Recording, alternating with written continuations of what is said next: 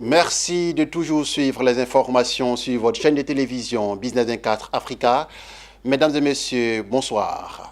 Il se tient depuis ce mardi à Abidjan un atelier sur la finance islamique.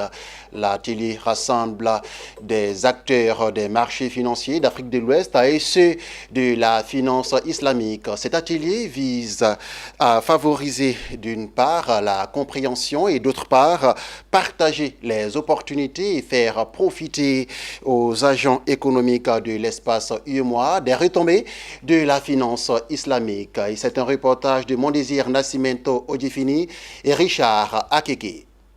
C'est une nouvelle ère pour les marchés financiers des pays africains, dont la Côte d'Ivoire, le Togo, le Sénégal et le Niger, après avoir mobilisé 800 milliards de francs CFA sur le marché de la finance islamique. Face à cette source de mobilisation de financement novatrice et qui connaît de plus en plus de mutations positives, le Conseil régional d'épargne publique et des marchés financiers CREPMF et les acteurs des marchés financiers se sont retrouvés. Ils veulent améliorer la compréhension des normes et principes de la finance islamique et mettre en place un cadre spécifique à la finance islamique dans la sous-région. Nous avons bien entendu une expérience dans l'émission de Soukouk qui ont permis à certains États de l'Union de lever des ressources importantes. Vous avez le Sénégal qui est venu à 2 reprises sur ce marché pour émettre des soukouks. L'État de Côte d'Ivoire qui accueille ses assises également a émis 2 soukouks.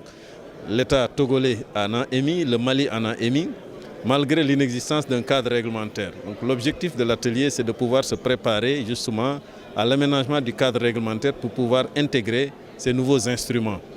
Et nous pensons que ça va promouvoir davantage ces instruments innovants et ça rentre également dans le cadre des réformes que les autorités de l'Union ont adoptées en 2016.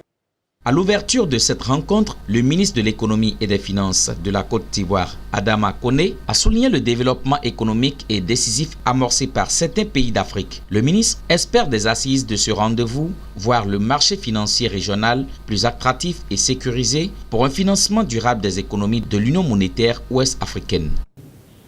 Nos économies amorcent un tournant décisif de leur développement. Cela passera sans doute par un recours accru au financement à long terme et à moindre coût. Dans ce contexte, le Conseil des ministres de notre Union a adopté les réformes du marché financier en mars 2016 en complément du plan stratégique 2014-2021 du marché financier régional en vue de consolider les performances du marché et d'améliorer sa contribution au financement durable des économies de notre Union. En mars 2016, à Dakar au Sénégal, le Conseil des ministres de l'UEMOA a adopté une série de réformes visant à l'amélioration du cadre réglementaire, notamment pour la promotion des instruments financiers islamiques, de la gestion collective et du capital et investissement.